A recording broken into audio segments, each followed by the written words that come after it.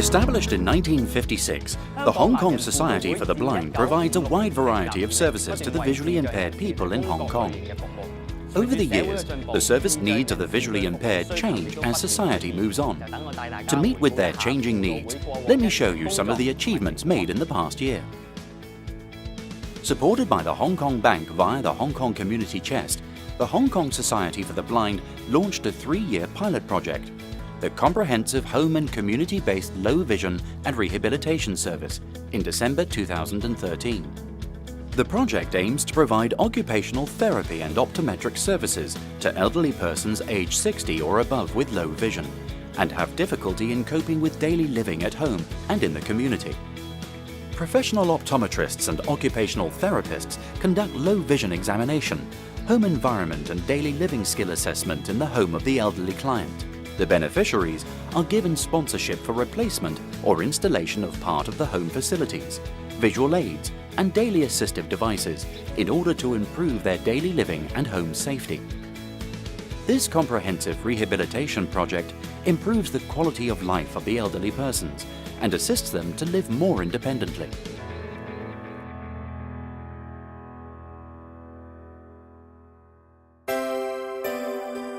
Due to difficulties in communication, if there is no assistance from others, the deafblind cannot go shopping, to the bank, or even hospital for attending follow-up appointments like everyone else in the community.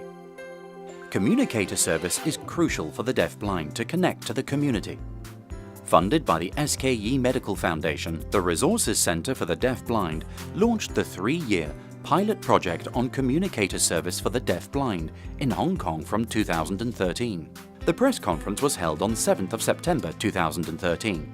We had Mr. Stephen Seal, Commissioner for Rehabilitation of the Labour and Welfare Bureau, as the officiating guest.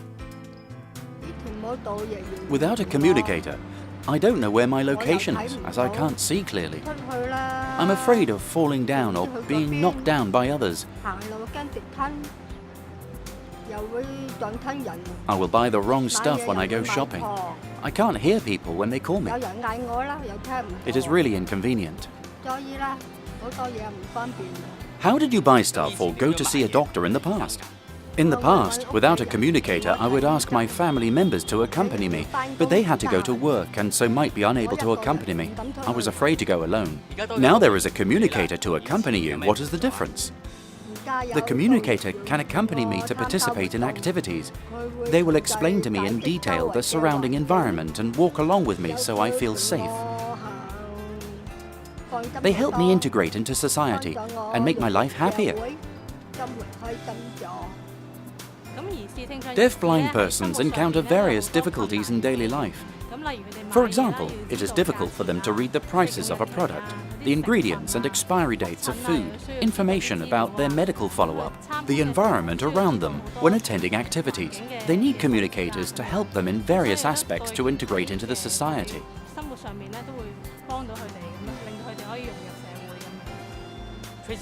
In what way is a communicator meaningful to the deafblind?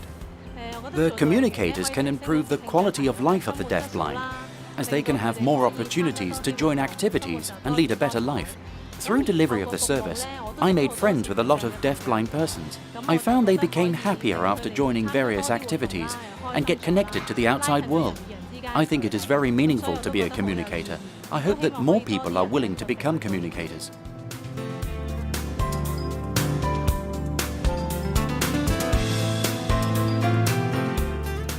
The centre has a membership of 110 deafblind. Under the project, it is expected that each year, communicator service can be rendered 50 times to the deafblind members in need. Besides, in August 2013, the casebook on deafblind training was published.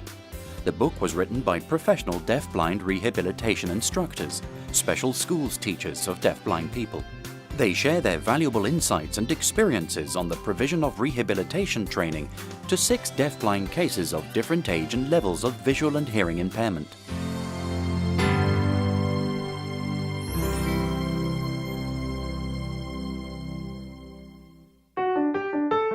Since 2009, the Hong Kong Society for the Blind launched the audio description services for the visually impaired.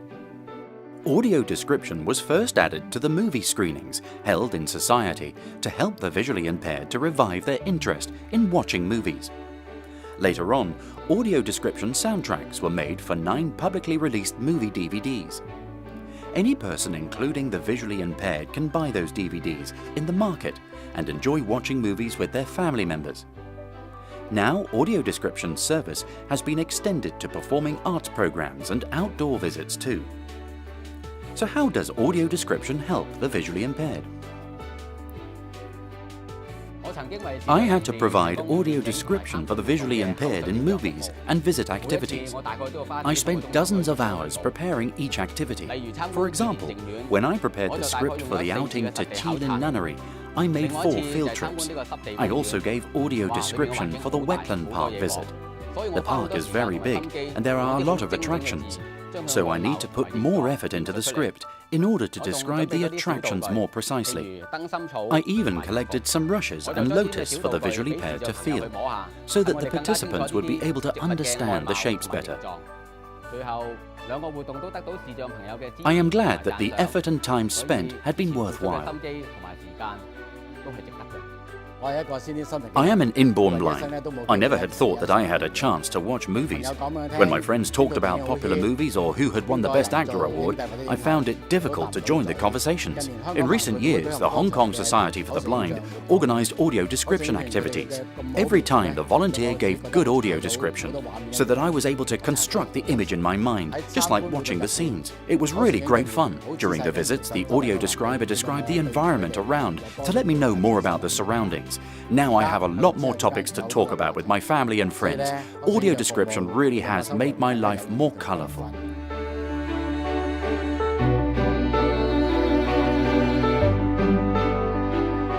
The scheme is helpful to the visually impaired as it broadens their living horizon.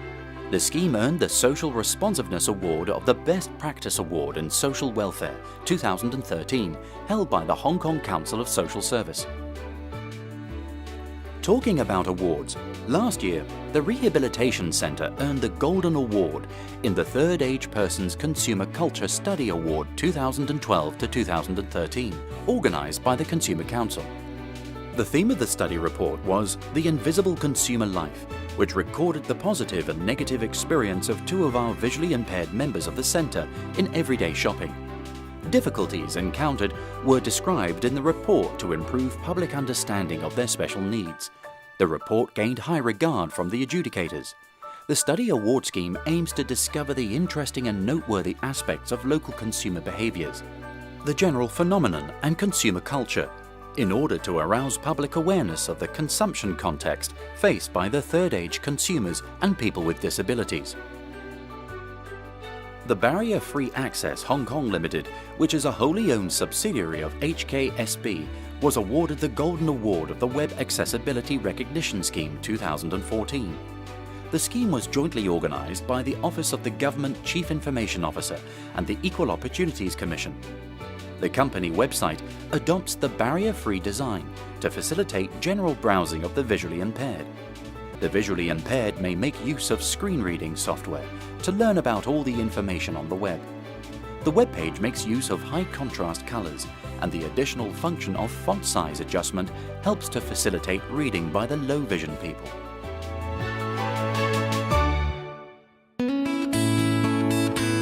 The Hong Kong Society for the Blind has been actively promoting employment of the disabled.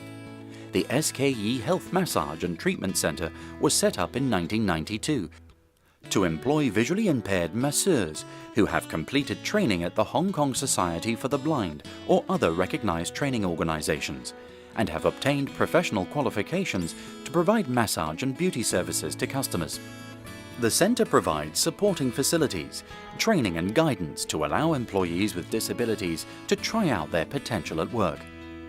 In 2013, the SKE Health Massage and Treatment Centre was awarded 18 Districts Caring Employers 2013, organised by the Labour and Welfare Bureau, in joint hands with the Rehabilitation Advisory Committee, the Joint Council for the Physically and Mentally Disabled Hong Kong, and the Hong Kong Council and Social Service. I have worked in the Health Massage and Treatment Centre for 20 years. I got a lot of satisfaction and built up my confidence from my job. I can help my customers to relieve fatigue. The customers' feedback and appreciation enhanced my self-confidence. I got job satisfaction and have a strong passion in my job. I have been a massage assistant for 1.5 years. My main job duty is to accompany our masseurs to provide massage service outside the centre. The customers are mainly elderly people with limited mobility. We help these elderly people to relieve pain and strains. They and their family members were grateful to us. The masseurs often teach me a lot of medical knowledge. For example, when we got tired or injured during work, they would teach us how to relieve pain and reduce strains. To encourage more employers in the commercial field to provide job opportunities for the disabled, the Talent-Wise Employment Charter was launched in 2013 by the Labour and Welfare Bureau in joint collaboration with the Rehabilitation Advisory Committee, the Hong Kong Council of Social Service and the Hong Kong Joint Council for People with Disabilities. All along, the Hong Kong Society for the Blind has made conscientious efforts to provide appropriate services and opportunities to the visually impaired, to promote their equal participation in society. Upon launching of the Charter, we joined the scheme last November as one of the employer and supporting organisations, and we were awarded the 2013-14 Inclusive Organisation logo.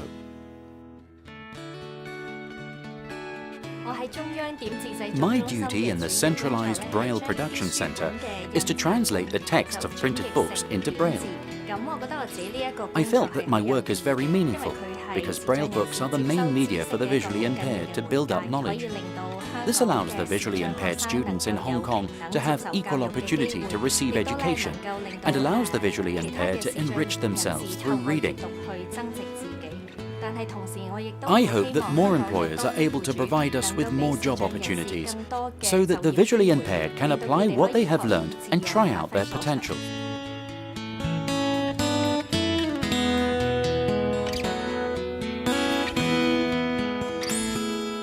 Opportunities can be created. How does the Hong Kong Society for the Blind create employment opportunities for people with disabilities? First of all, I believe that people with disabilities have various potential and have the same positive working attitude. The Factory for the Blind was established since 1963 to provide sheltered employment for the visually impaired and workers of other disabilities so that they can earn their own living.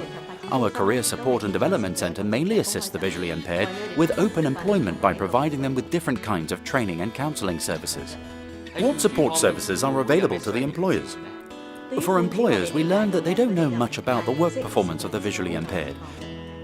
So our colleagues will show them the different kinds of work that the visually impaired can handle and the assistive devices required. We show them how their employees and visually impaired people can work together in harmony and communicate effectively. We also set ourselves as an example. As of 31st of March 2014, among the 600 plus employees of our organisation, there were 43 visually impaired colleagues, which accounted for 7% of our total workforce. I see. By the way, as an organisation mainly serving the disabled people, what expectations would you have on the society and the government? The government should make more effort to promote employment of people with disabilities. Take the example of the civil service. The number of visually impaired employees did not rise but dropped in the past 10 years. We feel disappointed about that. Besides, the government has been reluctant to put forward the quota system or make provision of tax benefits to encourage the commercial sector to employ persons with disabilities. The mere reliance on the passionate entrepreneurs, the social enterprises and NGOs like us would not help much. The employment problem of persons with disabilities would still not be resolved.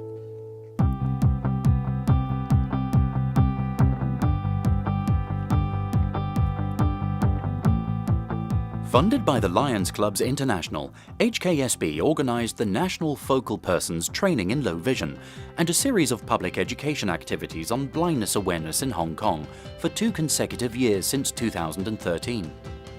The first training course was successfully held from the 16th to the 27th of September 2013.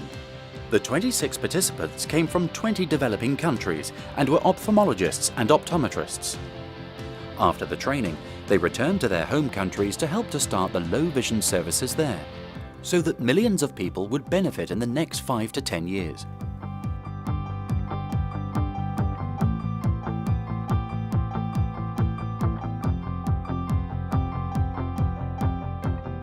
To arouse public awareness on eye care, we joined hands with the China-Hong Kong-Macau District 303 of Lions Clubs International to organize the 2013 World Sight Day, Say No to Glaucoma public education program on the 13th of October 2013 to introduce to the general public information about glaucoma and its prevention.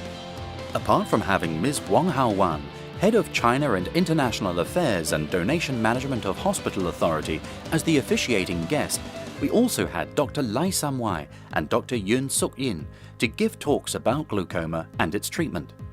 They also worked with Dr. Leung Yu Long to answer questions raised from the floor on eye care and eye diseases treatment. On-site free glaucoma screening service was conducted after the talks. There were exhibition boards about the prevention and treatment of glaucoma to enhance the public understanding of general eye care and prevention of glaucoma.